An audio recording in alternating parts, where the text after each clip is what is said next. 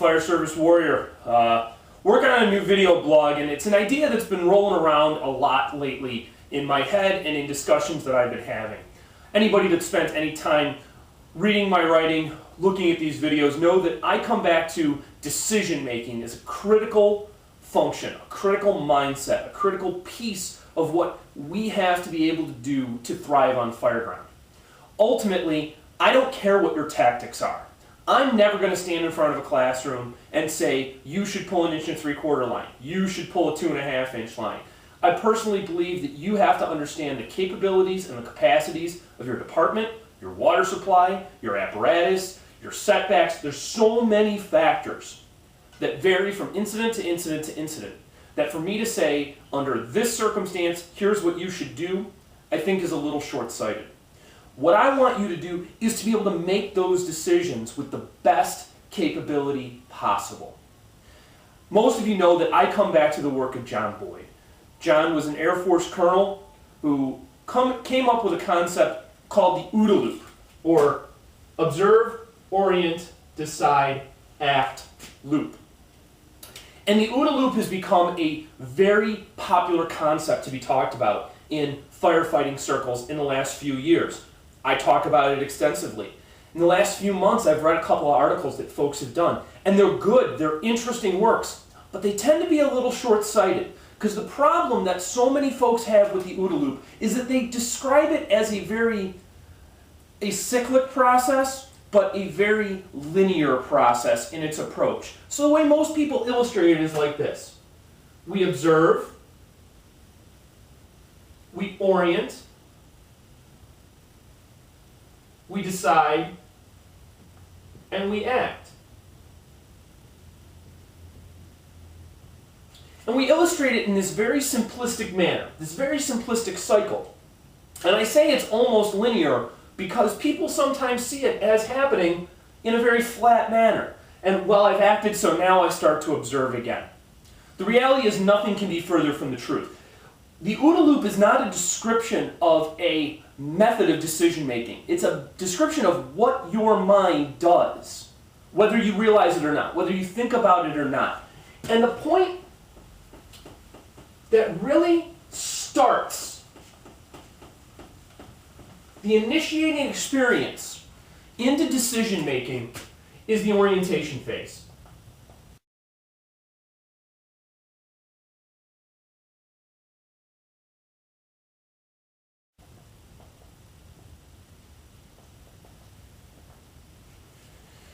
When Colonel Boyd and some of his colleagues first sat down to illustrate the loop, one of the things that they didn't want to do was to actually draw it out to begin with. They never wanted to draw a diagram of it because they realized that the second they committed it to paper, that it would become locked in people's minds as being dogma.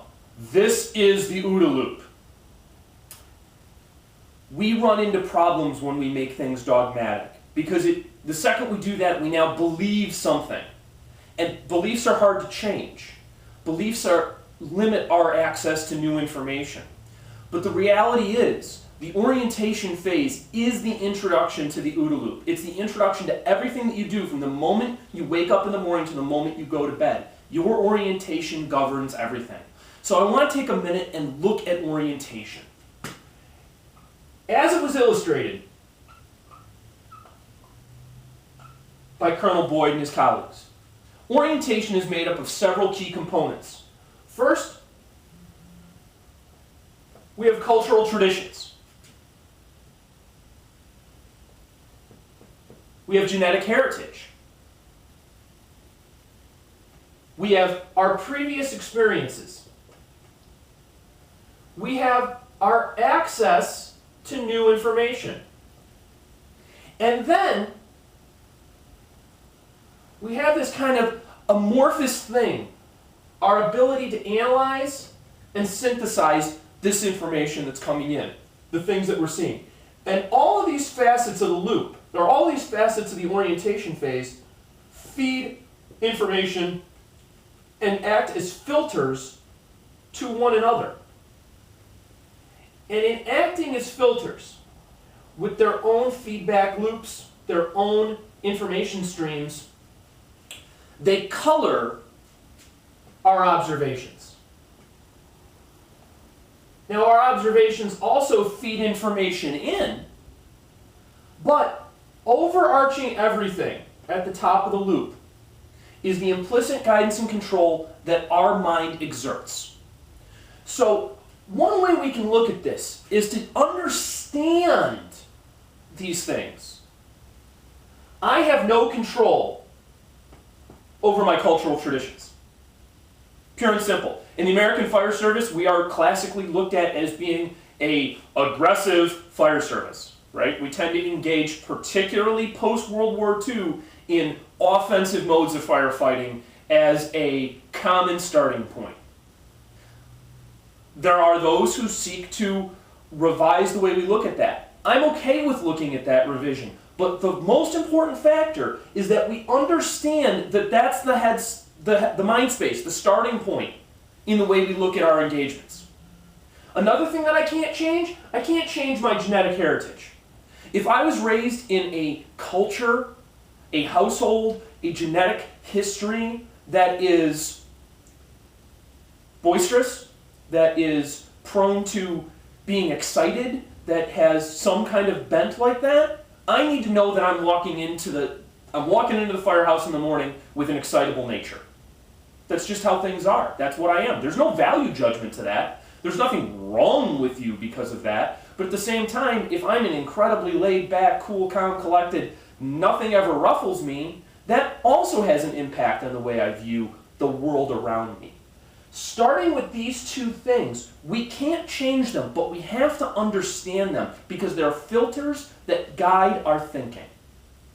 Now, we get to previous experience. I believe we can control previous experience. Now, I recognize that you don't get to choose how many working structure fires you're going to go to. You probably don't even get to choose how many training fires you're going to get to go to. But what you do get to control is your study of this trade. YouTube is a tremendous resource. And if you look at structure fire videos online with a critical eye, with an eye towards modern fire behavior, you can give yourself the sets and reps that it takes. We've talked before about the 10,000 hour rule and the idea that it takes 10,000 hours of deliberate practice to become an international expert in anything. Well, work on getting those sets and reps. Work on getting that previous experience. You can control this. But here's where I want to go today. The most important point that I think we leave out as carbon-based life forms trying to make good decisions. It's the openness to new information. This piece right here is absolutely critical. We all walk in with our filters in place. We get up in the morning with our cultural traditions, with our genetic heritage. We have our previous experience to date. That's all there. I can't control any of these things in the moment. The single most important factor that I have when it comes to taking observations in and recognizing them for what they are is my openness to new information. How do we remain open to new information? The first thing that I personally think is that we need to get away from the idea of having concrete beliefs about things.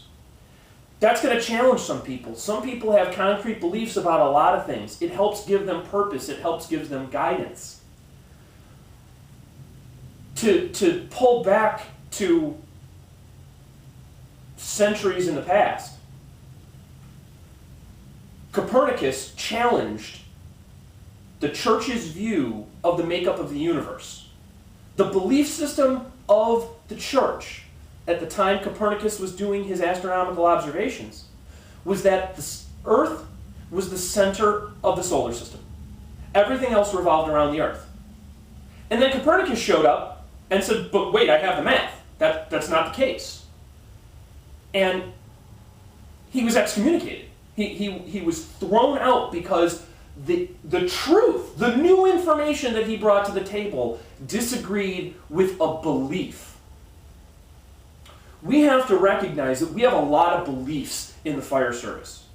We have a lot of beliefs as people. And while having ideas that guide and formulate and help us develop hypothesis, decision-making skills, play through war games, try things out, operate on the fire ground. Ideas are great. If we become entrenched in a belief system, we risk closing ourselves off to new information. And the reality is, while all of these components feed into analysis and synthesis, I never say that word right the first time I say it for the day. While all of these elements lead into our ability to analyze and synthesize a reality, a common whole, our willingness to accept new information and to gauge it against the filters of previous experience, genetic history, and cultural tradition with an openness to understanding those things is the most important part of our capacity to feed forward, make a decision, and carry out an action. And while all of these things come together, while I have feedback loops that influence all of this information, the reality is these key elements are where it all starts. And it starts before I ever get a piece of information. So when you look at Colonel Boyd's theories, when you look at the OODA Loop in concept, try to not think of it as a linear diagram. Try not to even think of it as a simple circular illustration. I've illustrated it this way because we try to make it accessible to new people, but the reality is this is too simple. Even this does not fully describe what's really happening because all of these components are happening at all times in our minds. But the important takeaway for today, maintain the accessibility to new information.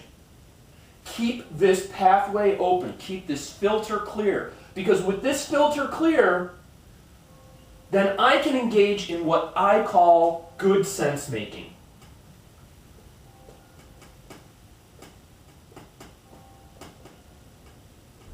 Sense making is a term that I pulled basically straight out of Lawrence Gonzalez's book, Deep Survival. And it really is the most accurate descriptor I find of what maintaining true situational awareness is in the dynamic environment.